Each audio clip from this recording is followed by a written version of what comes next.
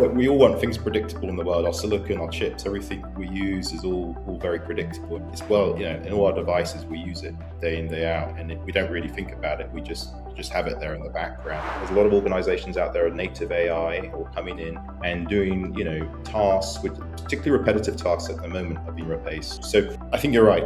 There's going to be a lot of thinking around how we're going to have a different type of society in the future, given what we're seeing playing out. You need to look into areas where you're going to have the most innovation, create an environment with that funding that's going to make that kind of ecosystem flourish. And I think we need to do a lot more to encourage individuals or a system which can encourage innovation to be reiterated and really get out there quickly. It's happening, but it needs more injection in there.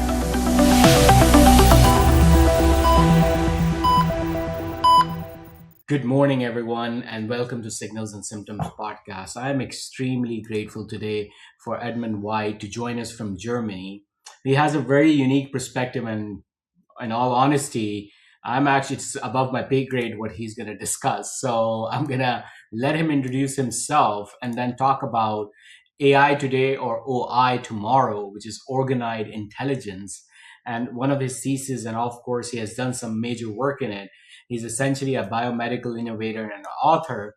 Wow. No, thank you very much, Junaid and Ed, and very honored to be participating in your podcast today. And greetings from Romania. I live in Germany, but I'm in transit for some meetings this week in Romania. Just a little intro. So about myself for people who don't know who I am. So I'm basically been working in sort of medical innovation up to 30 years now, and primarily, really most of my life has been working with technologies that really, when patients are sick, are coming in for arrhythmias, heart failure, and helping them with devices to improve their outcomes. And been doing that for various different guises in large corporate startup companies. And then about a few years ago, started reading and thinking about how can we get prevention more into the equation. So, for example, can we actually stop these patients coming in so late and get earlier on intervene? And I saw one of the other podcasts, someone was talking about prevention, I think Philip Jerwell, and this kind of triggered my mind. So about 2024, 23, brain organoids came up. I was thinking about brain organoids, and I was looking really so I was working for an organization where we could take 3D echoes, actually, of children's hearts in congenital heart disease, and made them into 3D models. So we could actually look at twinning technology, and there was just so many different dimensions coming out of that from a medical point of view, first of all. And obviously there are many other aspects there in terms of personalized medicine, looking into energy efficiencies, for example, and looking into computation and whether models could, we live in very much a silicon world today, but for me, it's always about patients got to come first. Can we build technologies that help the patient outcome? So this is what kind of got me thinking, researching, and actually eventually to write a book, because I just felt the message really needed to go out there about organoid intelligence there. And organoid intelligence is really the combination of, so brain organoids were developed from induced pluripotent stem cells back over a decade ago. There was a lady called Madeline Lancaster from Cambridge, and she was doing some research into this sort of microencephaly. There was some experiments done to really test the input and output of these organoids in a kind of closed loop system to see if you could actually train them. So a group of scientists came together in Baltimore and created this new kind of discipline. And for me, it was fascinating because there was just so many things that will impact our lives out of this, both today and also if we look science fiction, future as well. So that's kind of what was driving me. And I work in medical space, tech space, but I also have a very strong interest in this brain organoid side as well. So, yeah. Fascinating. At the end of the day, I have a very efficient system here as compared to energy efficient system. So that's number 2 layer that you properly suggested. And then, of course, the last one, doesn't matter, or we should just put some more solar farms. So I'm gonna let Ed start with the conversation now. If you think AI is the future, think again. This is your quote. The next frontier merges biology with tech, building intelligence from living neurons rather than silicon. So that's pretty profound. Can you? I mean, we've touched on this on the periphery a little bit, but can you kind of expand on that? Yeah, no, for sure. So look, we all want things predictable in the world. Our silicon, our chips, everything we use is all very predictable, and it's well, in all our devices we use it day in day out, and we don't really think about it. We just have it there in the background. So it's very good. I mean, there's nothing wrong with silicon, but one of the big issues is that it takes a lot of energy, and with the learning language models now, the data warehouses are growing. There's more and more energy requirements, and it's also not just the energy, it's the water as well involved in cooling these big data centers. So there's a lot of energy demands exponentially in the world today, and that's one of the drivers. And the second piece is, but in biology, so biology is not really predictable; it's adaptable, and it's flex. It's very it's very clever in terms of how it works. It doesn't use a lot of energy, but one of the challenges with biology is that you've got to nurture and grow that cell or whatever. It needs a nutrient system or something there. And there's been work today in building biological computers. They need nutrients, they need things to support them to grow. And I was thinking, in the world today, that you cannot, I don't think we could today build an infrastructure around biology and replace it with silicon. That's not going to happen today. But you could take the best elements of those worlds. So the silicon reliability, the kind of consistency of that with the energy of the biology and adaptability, because it's a very deterministic model in silicon, but the biological one is so adaptable that if you combine those two, a bit like a hybrid car where you got the petrol and the electric, you got that hybrid approach. So Ed, here's the thing: we have democratized and demonetized intelligence, and Ed is saying, and rightly so, that it may take 3 years, 5 years. What do you think we're gonna do when artificial intelligence, which is demonetized and democratized intelligence, that is cheap and does not require that much energy?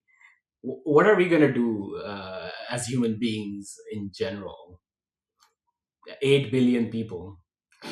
I'm gonna let Ed, Ed and then you answer. Oh, okay. So this reminds me when I was at Cleveland Clinic, and there was this group of physicians who started Brain X AI. But I don't have a profound answer, Janaid, to this. I would really like to hear more from Edmund. I'm what gets me excited about all of this is that we run into limitations as we're talking about that have extreme environmental impacts. And so I'm just super excited the fact that yes, with 8 billion people, and we can't, with what we know about quantum computing today, and we would run out of resource. We'd have to build things in space like Harvey's working on. But that's like taking old ways and putting it in space. All we're doing is taking today's mindset, like this is the only way we know how to do it. So naturally, let's put it in space. That makes sense. But as Edmund's pointing out, there are other opportunities. And so that's kind of my general reaction to your question. Love it. I'm living it with the demonetization and democratization of intelligence. Um, and then there is, how when you're in Germany, Germany is the highest taxed and with the highest benefits. We live in US, which is somewhere in the middle, and then of course there are countries that are not taxed. So talk about the social impact of this as well, especially your experience living in Germany. We are Texans, by the way, so we don't like some of the social stuff. I'm just like, just kidding. So overall thoughts about it. So give everybody a uniform income, and then let them get on with their creative pursuits and what they want to do, their hobbies and so on. So there's been ideas like that. So time, traditionally we sat at a computer, we've given our time for many years, decades to work, and maybe that might be in 10 years' time we look back and think, oh, that was a quaint area. But the problem is, at the same time, obviously in parallel we've got all these humanoids who are going to be produced and going to do all the tasks and do the production.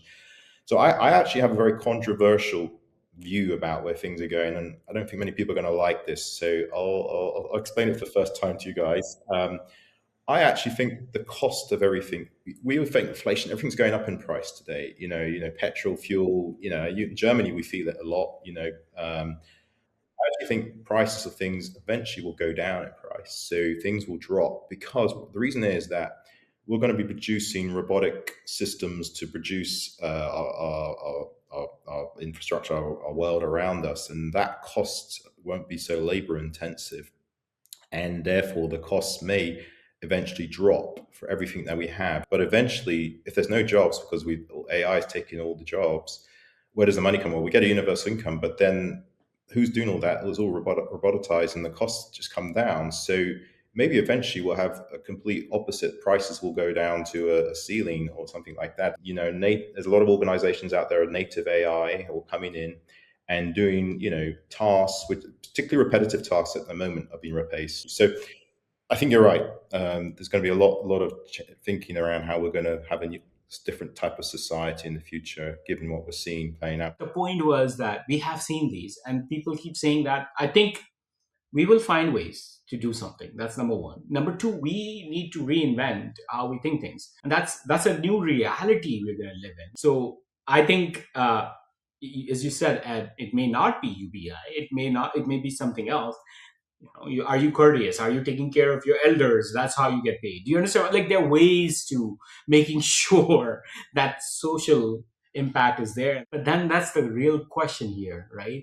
Is it really not that important? I think it might be important to actually bring those important subjects to in line with what we're doing. So that's my thought. And I'll tell you, like, they will say that you and I, Junaid, Harvey, and maybe a lot of our listeners are in the, let's just say, 5% that, are out there. We make a living, we leverage AI, and we see a lot of things, but how much of it is actually like translating back down? So are we in a bubble? And if yes, when does that bubble return to normal? And then we see an uptake of actual AI enabled capabilities, or are we not in a bubble? And like, this is people better, it's going to hit everyone like a tsunami. Sure. Yeah. So I think if we look back about 25 years ago, there was the internet.com. You remember, back in the late 90s, so everything was about internet. Having a .com was the big thing to do at that time. I remember using the Google browser search engine when it first came out on the first day, and it was a really nice interface, and it was nice, but didn't realize how that was going to progress. And then there was a bubble and a burst. So around 2000, I think the .com went. A lot of companies went bankrupt, but there were a few which kind of survived and became sort of today. Obviously, Amazon came out of that, and Google, some of the big titans there, and maybe the same thing is happening today, but I think they're slightly different in terms of that. And so we're actually going through a revolution, but there may be in between. In the long term, definitely 100%, but in the short term, there may be a bubble. And so is this all going to pop and there's going to be something there? Could likely, but actually the longer term trajectories for sure. I think we're going to have to be working in a new world, new environment. So I would say there's probably maybe a little bit of short term frothiness and then a bit of a cut, and then long term it will kind of go a bit like the .com boom from that. That's how I take that. I don't have a crystal ball. So. No, I think that's pretty. I tend to agree with that. What do you think in your future, given your purview of very confidential information that you're going to share with us, of course, what's happening in space computing? How do you think this progresses in your mind? Yeah, so great seeing everybody. Here's the way I see it. We're going to be efficient with everything we have, down to, like, you guys just gave some examples, but think about all the compute power. The United States has more compute power on our cell phones than most other places. So why not leverage our cell phones? Why not leverage this compute power that I have on this iPhone? I'm not using it all the time, and where we're on a network. Now, extrapolate that concept. Now, to your point, there's a weird inflection point, and there's many laws to it too. If we make it cheaper and cheaper, we're going to use it more and more, and then we actually make it more expensive. But then you can also argue that with time, we use it so much and it's everywhere, that we're actually at one point, how much do we really need for our daily living? So absolutely true. So again, I agree with the second one with an example that there are many laws, and I don't know what the word law even applies anymore because it's just one engineer's dream away from going through this. So going back to Ed. So what are your thoughts on what Ed was saying, the AI bubble, which is, you're absolutely right. You're going to see a hockey stick like a .com bubble, but how this adoption can be controlled, or should it be controlled in the first place? So being in Germany, we sit under a lot of regulations in many different industries. So there are kind of mechanisms to use to kind of put this a little bit and keep the moat high. I think, and particularly for companies and who can get and meet those requirements, it brings them a lot of I think validation if they can hit these hurdles in the regulations side. In the brain space, where in the brain organoid space, just going on this topic again, is a bit of a gray zone because the regulations haven't really caught up in this area. So it takes, I think, vision from policies to see, well, where does this actually going to help the population, and I always feel like if we can help get the best patient outcome, done it ethically in a good way, then we should encourage that innovation, that policy. But at the same time, policy's also got to, so it's kind of, I think it's a balancing act. I mean, we love to see innovation, but we need to keep it just checked and tempered and make sure no one's doing anything, incorrectly. It's just the regulation is so insane that I said, well, it's not worth it because, I mean, you do. I mean, I'm not, being facetious. But we're spending so much money in all these individual hospitals and in the payers and for sure in our partners, vendor partners. Everyone's doing their own little experimentation, right? And we're getting limited impact. Imagine if we took a fraction of that took that money collectively and then experimented in a safe environment and just accelerated the pace of change. So anyways, I would love to see us somehow figure this one out where we could do some serious R&D and rapid cycle, because otherwise we're going to get beat. As Edmund was pointing out, we're going to get beat by nefarious actors. Yep, and that's so true. Edmund, you're suddenly the Chancellor of Germany. This is your last question for the day. So, what would be the top three things in terms of, number one, research dollars going into AI versus augmented AI, quantum AI, etc. The second, of course, is the policy that, and then the third one would be pick a topic. Yeah, good question. Yeah, I think it's about prioritization.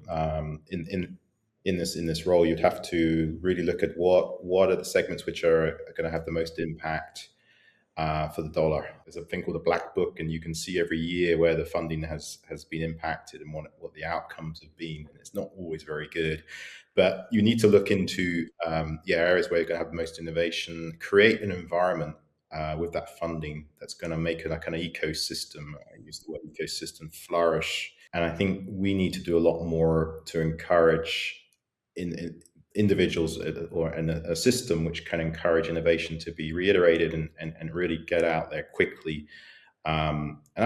It's happening, but it needs more injection in there. It's a little bit of a generic answer here, but I think I do think the system needs to be more freer and have a little bit less policing, as we said earlier, but encourage that in that capacity. That's how I would see it. It's needed today, actually. There are not speaking on behalf of anybody, but I do see there's a critical need in Germany at the moment, and to bring less risk aversion into that environment as well. Actually, beautifully said.